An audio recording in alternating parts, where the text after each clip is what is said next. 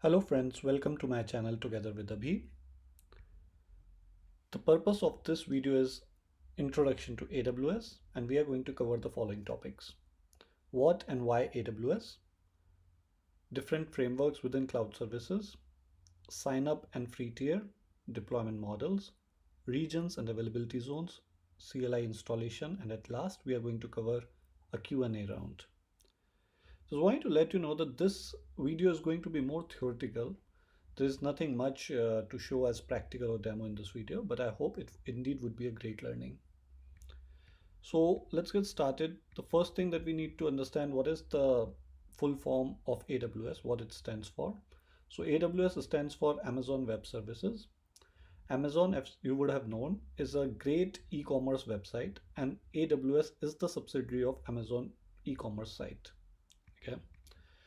Now, any company, if in case it comes into existence, there must be some problem statement or a purpose behind it. So what is the problem statement?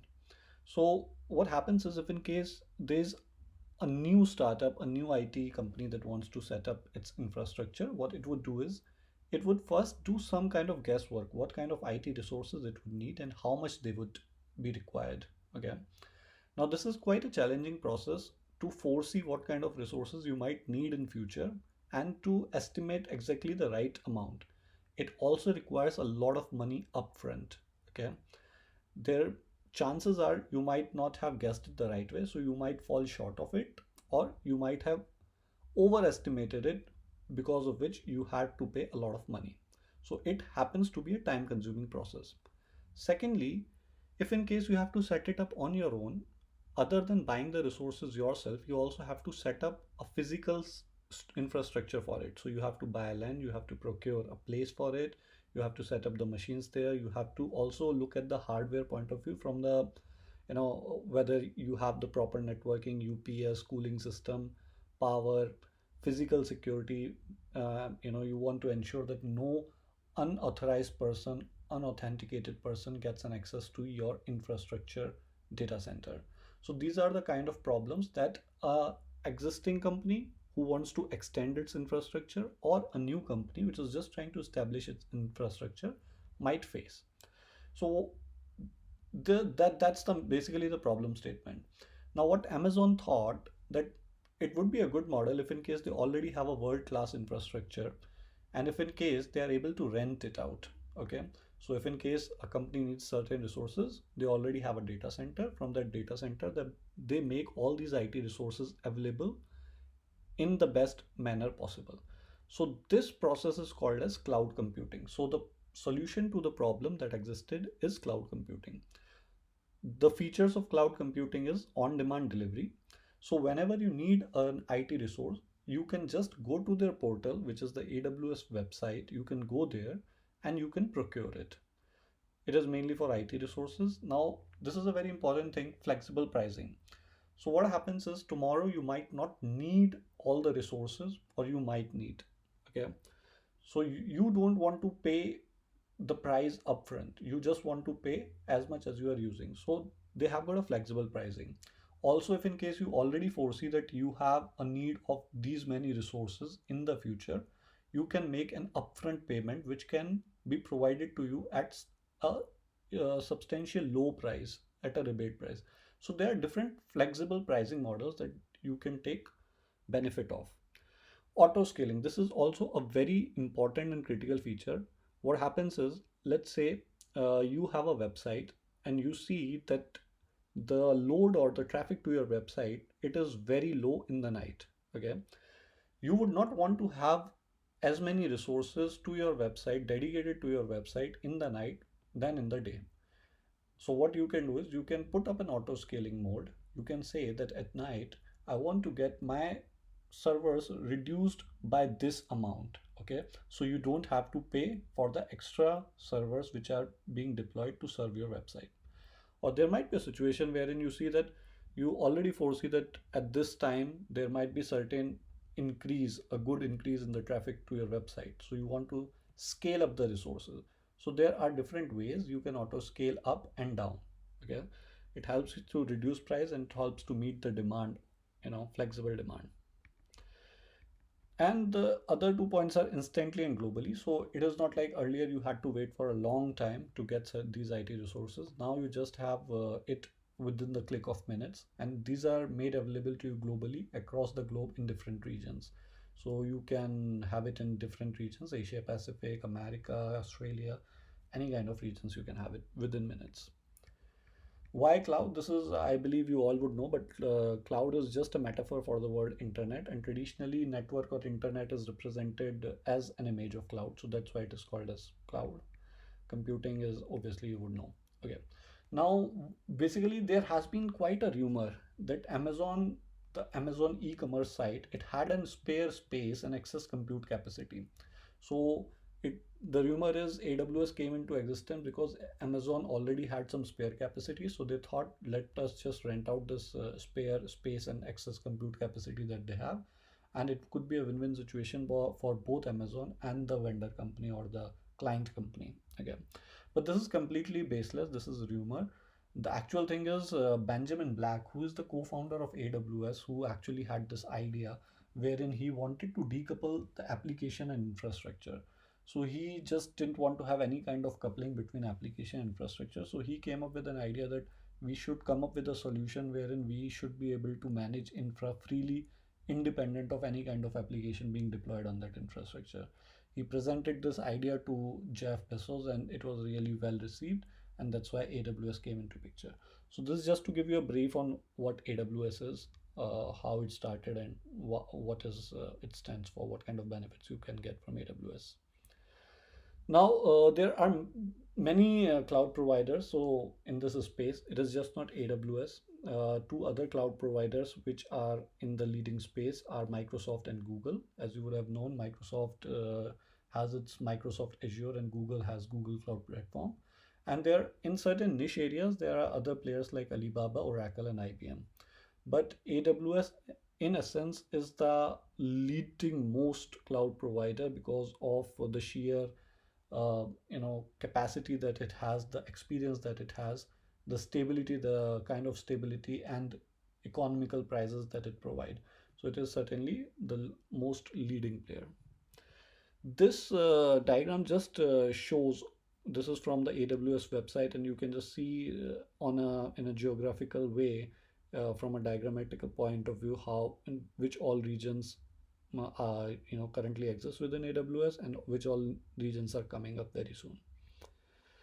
Now let's talk about the different frameworks. Okay, so we will just talk about an analogy which will help you understand better the different kind of ways in which these cloud providers provide their services. So as you would understand, pizza as a service, you have different modes of consuming pizza. Either you can make it at home completely with with everything from your own. You manage everything, right? Now there could be take and bake. You get the material from outside, you bake it at your home. It could be a pizza delivery service wherein you just get it delivered from somewhere and just eat it, or you just go out totally and dine out at some good restaurant. So the idea is what you are managing and what a vendor manages. Now the similar analogy is applied to software industry. Okay, so what you can do is you have to run an application. You would need some kind of infrastructure, you would need some kind of database servers, some application servers. So you asked Amazon, okay, Amazon, please provide me these kind of servers. This is going to be my infrastructure and I'm going to deploy my application on this. I'm going to manage everything with respect to these servers. You just have to provide me the infrastructure. So this is called as infrastructure as a service. Okay. The next model which comes is platform as a service. Now you procured the servers from Amazon, but you still have the liability of managing those servers. Any kind of security patches, any kind of updates, any kind of maintenance activities has to be carried out by you.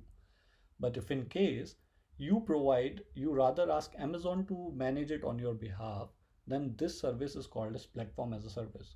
What you just need to do is you just need to deploy your application on the infrastructure which is managed by Amazon.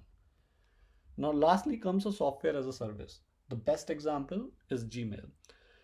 You just create your account there. You do not know what kind of application is being run in the background, which machines, which infrastructure, what security patches, when any kind of maintenance activity is happening. So everything is being taken care by a vendor. So you are just enjoying the service. So this is called as a software as a service. These are basically the three models in which cloud computing happens. Now let's get started to deployment models. Now, as a company, let's say it doesn't really make a good idea that you put in all your resources on a cloud, or you could, right? But so based on how and where you put your resources, is it on premises, is it within the cloud, is it completely within cloud?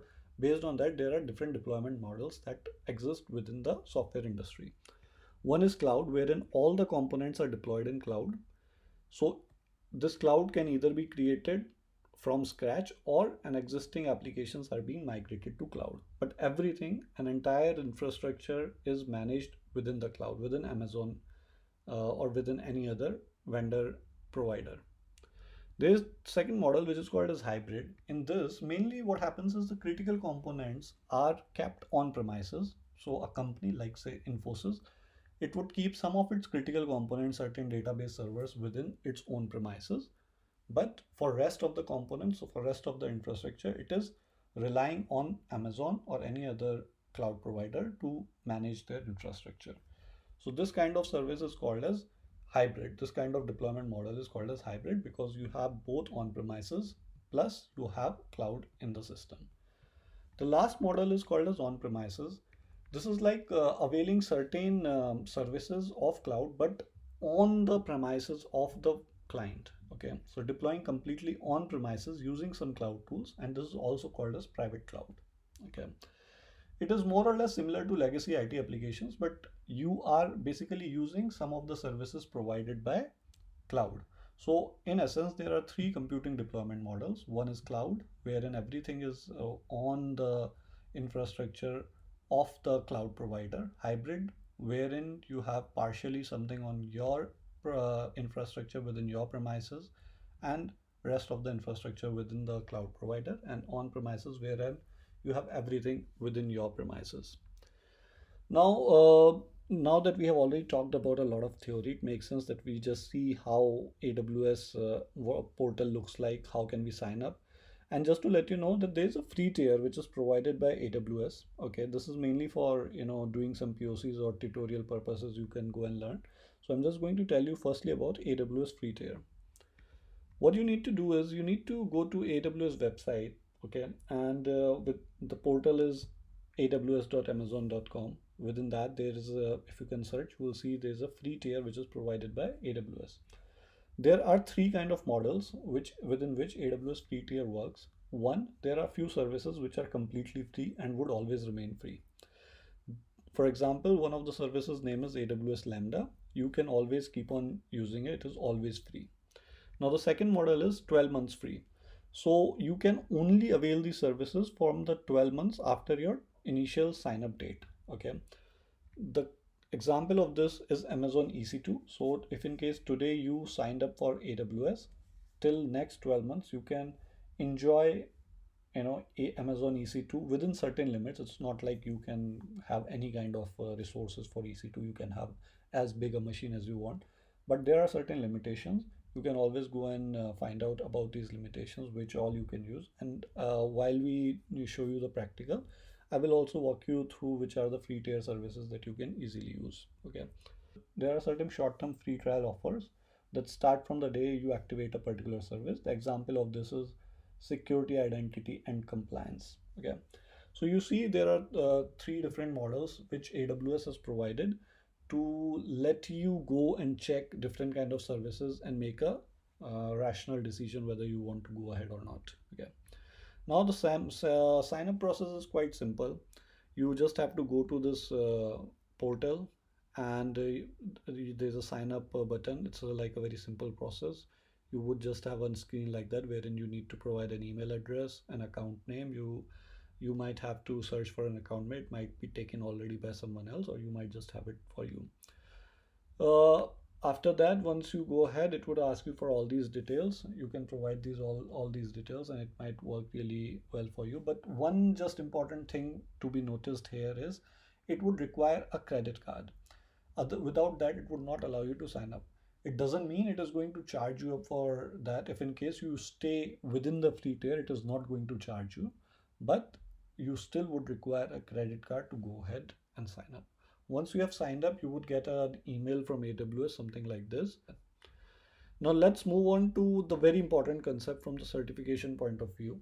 Okay, this is regions and availability zone. So AWS is divided into multiple regions. Okay, across the globe, it has got multiple regions. Okay, region defines the physical geographical location. Very important, physical geographical location where your data centers are clustered.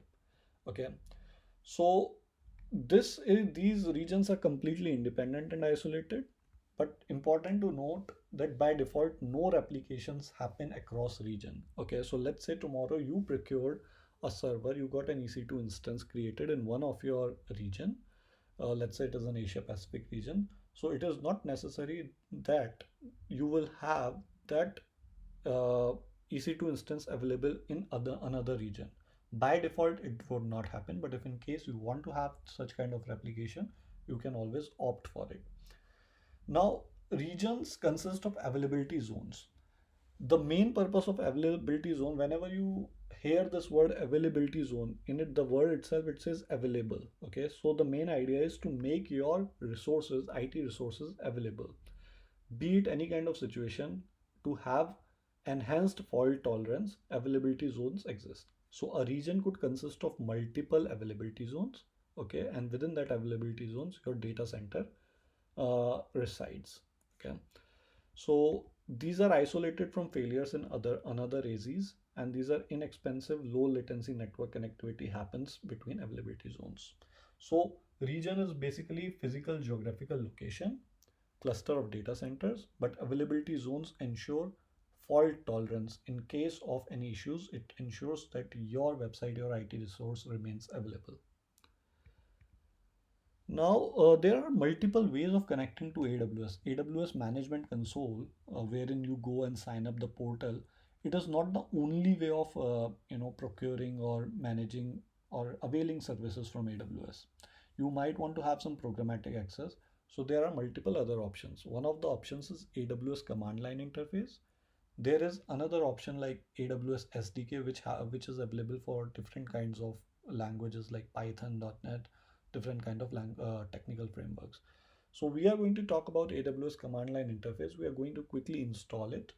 This would be useful for our subsequent practical demos, wherein we are going to have few activities covered using management console and few using AWS command line interface. It is a very simple process. I'm not going to go through it here, but you can just go to this URL. Within that, if you see, they have already provided you the instructions for installing the AWS CLI on different operating systems. Okay, there are two versions available, version 1 and version 2. I prefer to use version 2 because in version 1, it requires you to explicitly or exclusively install certain software like Python, because CLI is written in Python, so it would require you to install those software explicitly. But with CLI version 2, you do not require that. There's just one command that you need to fire, and it would do the trick for you. So I just did it for my Mac, and you can see these are very simple commands. The first command which shows is the curl command, wherein you just download the package. The package name is AWS CLI v2, and so you download it. And in the second command, where I say sudo installer package name and the target location, so it just installs the package at the target location. So this gets installed. You can always access it, as you can see from user local bin. You can see that it has created a symbolic link to AWS CLI, which has been installed at the location user local AWS CLI. Okay, you can check if the AWS CLI has been installed correctly or not by just typing in AWS --version, and it will tell you that the version has been installed correctly or not. So we come to the end of this module. This was mainly, about introduction to AWS. As I had mentioned earlier, that we are just going to cover the main points. Despite all this extensive theory, what all you need to remember is there's a cloud computing. There are different models like IAAS, PAS, SAS, hybrid. Mm, With respect to hybrid, I would just want to tell, when a professional and enterprise company they go for a cloud model or a cloud route, it would rarely happen that they would just have one cloud provider or they would just have everything on cloud. Usually in the professional world, the way it happens, they would have one or more cloud providers and they would have hybrid model instead of a complete cloud model. Okay, so that is important to note. Regions, as I told you, whenever you think about geography, it is region. Availability zone, it is just to manage fault tolerance. If in case of any issues, your resource is made available. So these are just the main points. Friends, now it's time to have some question and answers. So let's see them. Okay, the first question that we have, the physical location around the world where AWS clusters data centers, what are they called? So as I had told you, whenever you hear the word physical location, you should inherently go for the word region. So region is the correct answer here. The second question is, AWS region consists of locations that provide high availability, fault tolerance, and scalability than would be possible using a single data center. What are these locations called? So as I had mentioned earlier to you, availability zones are meant for providing high availability, fault tolerance, and scalability. So the straight answer is availability zones. And the last question, term used for a practice that extends an existing on-premises infrastructure to connect cloud resources to internal systems. The answer here is hybrid deployment. We already had discussed that it is really too much of an insecurity for a customer or a client to just have on-premises or just everything on cloud, because if something happens on one area, everything goes for a toss. That's why the correct answer here is hybrid deployment. I hope you liked this video. It has been able to provide you much insight into AWS. If you did like the video, please like it, share it, and please do subscribe to my channel. Thanks for your time.